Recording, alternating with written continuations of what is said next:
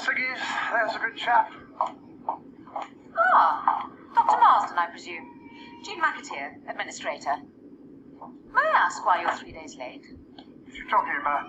Your letter is today's date. Ah, sorry. Our fault then. This pen's not spent a penny or more. You typed this, Miss Hopkirk? Just told you. You put in the wrong date, see? Which is why Dr. Marsden has only just arrived. Oh, I'm so sorry. I've never been late in my life, young lady. Never. Sorry about that. We're not always so inefficient at the Royal. Are we, Lizzie?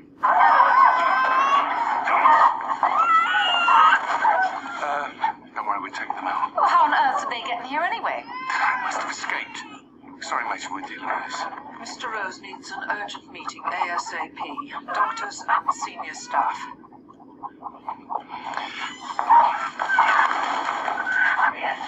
But if she's adopted, she will never see her again. Exactly. It's not what Moira wanted. She told me that, Nanny. She'd have wanted the child to have the love of a decent family, Aisling. To have a father, to have a mother. Maybe brothers and sisters to play with. One day, I'll find the blackguard who put Moira in this mess. One day.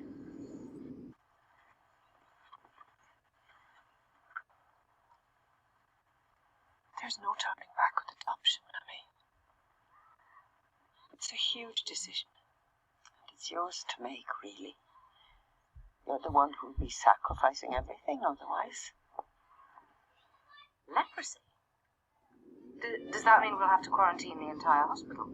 No, people get the wrong idea about this disease. It's tuberculoid leprosy, which is non-contagious. There are contagious forms, I believe. No, there's the lepromatous form, which is. But from my experience out east, that's not likely in this case. We've sent a biopsy off for examination, so we'll know for certain in the morning. She'll stay in overnight in a side ward, the minimum number of staff informed. I'll handle her nursing needs personally. Doctors? Mammy's taking a nap. Daddy's out in the fields. Made a decision. Oh, well, good timing. She's hungry again. I'll see to her. There's a bottle in the kitchen. It's made up, warmed and ready. Come on, darling. Oh, she's a good girl. Come on, let's get some.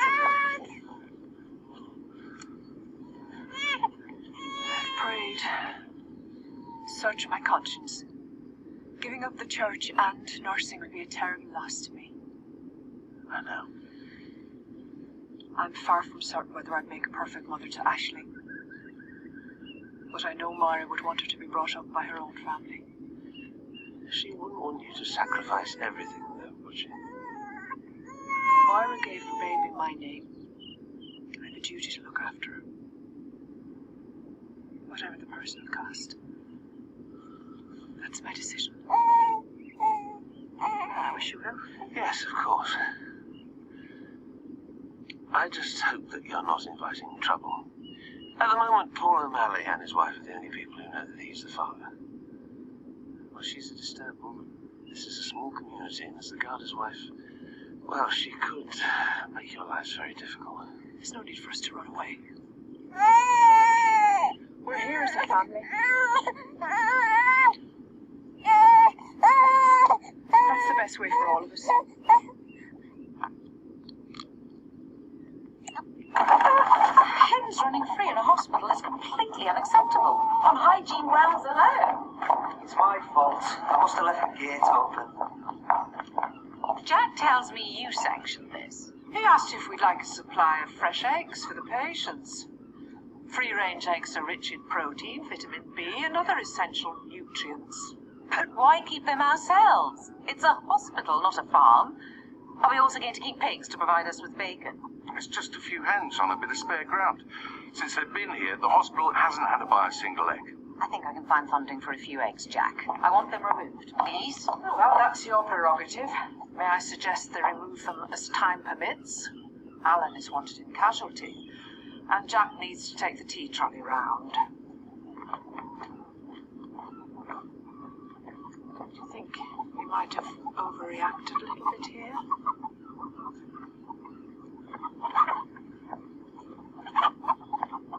Well, you can see why she'd want to stay here. It is the most stunning place.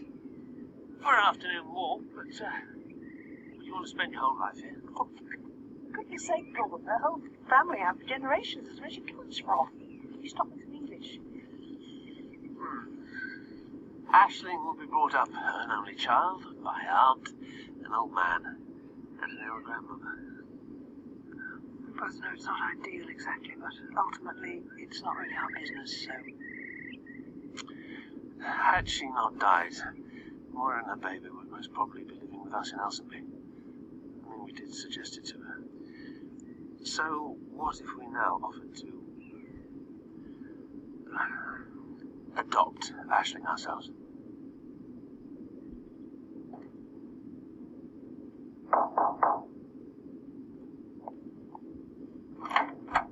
Come in.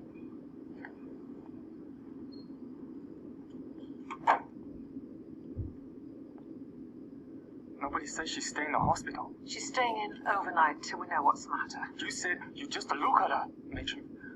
Why did you allow them to do this? I want her to go to a Chinese doctor. They're finding out what's wrong with her. I won't allow this. Mr. Wong, it's likely your daughter is suffering from leprosy. So are you? We'll know for certain in the morning.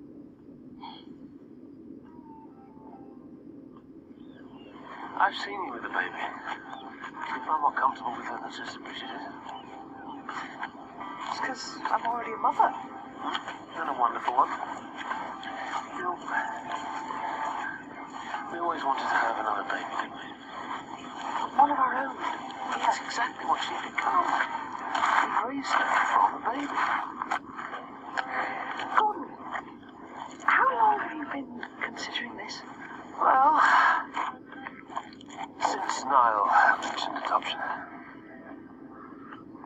You know how bad I feel about Moira. I think this could really work. What are you thinking? I'm thinking about how, when I was younger, people used to say to me how conventional and how straight-laced I was. And here I am, contemplating raising a family with children from 3 different mothers, 2 different fathers. With anybody else but you, it would be a complete non-starter. But okay, let's put your suggestion to the Donahues. They'll probably completely hate the idea, but at least we've made the offer. And if they like it, if Sister Brigid agrees. We might have another little tiny mouth to feed.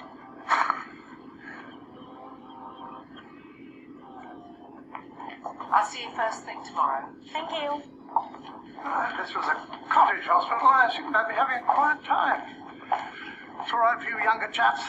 But I'm pushed. Night then. Good night, Dr. Marsden. Thank you. Good night, doctor. Would you mind popping in for a minute?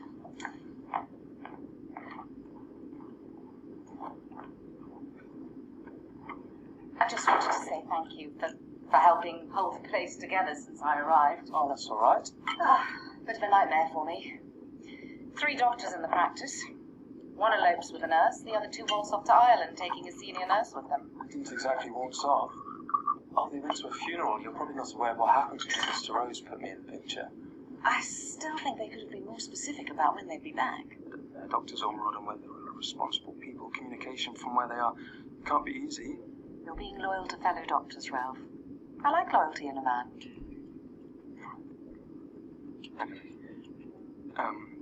Glad to have helped out.